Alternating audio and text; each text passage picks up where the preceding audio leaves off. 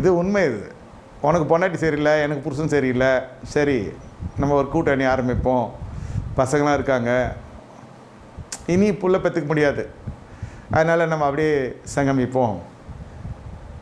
கொஞ்ச நாள் அப்படியே ஊருக்கு மாவட்டத்தை விட்டு மாநிலத்தை விட்டு போகிறப்போ அவங்க கணவன் மனைவியே புதுசாக ஒன்று ஸ்டார்ட் பண்ணுவாங்க ஒரு சபைக்கு போய். அப்போது நம்ம என்ன ஆதார் ஐடியை வச்சு செக் பண்ணி உள்ளே எடுக்க முடியும்? இது கணவன் மனைவியை நினச்சி திருந்து கொடுக்குற போதரைக்காரருக்கும் இருக்கிறாங்க, தெரியாது. உள்ளே பூந்தாலும் யாரும் பார்க்க நேரம் இல்லை, ஆத்துமா கச்சா போதுன்ட்டு போகிற காலத்தில் இவன் புருஷனா பொண்டாட்டியா நான் பார்த்துன்னு இருக்காங்க.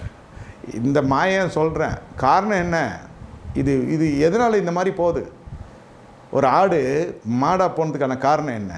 எவன் பொண்டாட்டி கூட சுற்றி நிற்கிறதுக்கு காரணம் என்ன?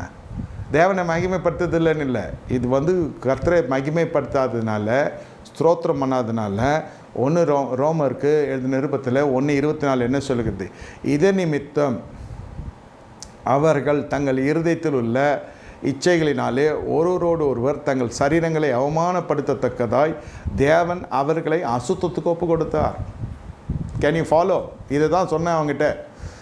டைவர்ஸ் போதுன்னு நினைக்காத, சோத்திரம் பண்ணு, நாசமாக போவோம் டைவர்ஸு. நீ வெறும் சோத்திரம் பண்ணு, அந்தம்மா மாறும். தீர்ப்பு கொடுத்துன்னு போகிறாங்க. உன் மனம்தான் முக்கியம்.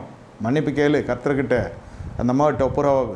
டைவர்ஸ் கொடுத்துட்டு போகிற டைம்லையாவது சொல்லு, நான் மன்னிச்சிரு, தெரியாமல் சொல்லிட்டேன், எல்லாம் தலைக்கு மேலே போயிடுச்சு, என்னை மன்னிச்சுட்டு ஒரு வார்த்தை சொல்லுன்ட்டான் அந்த மனுஷன்.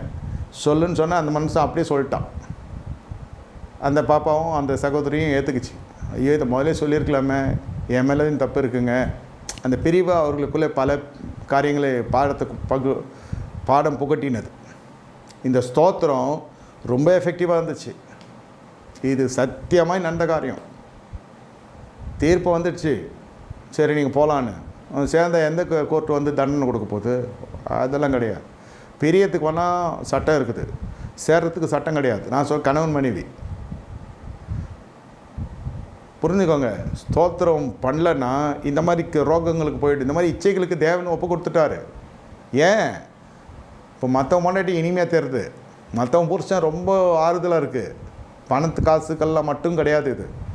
அது ஒரு ஈர்ப்பு சக்தி, அடிமைத்தனத்தின் ஆவி, நம்ம சொல்கிற வேசித்தனத்தின் ஆவி, விபச்சாரத்தின் ஆவி, குடியே கடுக்கிற ஜனங்க.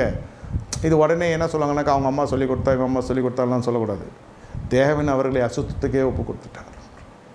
நீ இருந்து பயன்படலையா? எனக்கு தேவையில்லாத குப்பையாக மாறிட்டேன். நான் என்னை மகிமைப்படுத்த வந்தால் உன்னை ரட்சித்தேன். உன்னை என்ன பண்ண சொன்னேன்? உலகம் முழுவதும் போய் சுவிசேஷம் சொல்லுன்னு சொன்னேன். முதல்ல நீ உனக்கு நன்றி சொல்ல கற்றுக்கோ.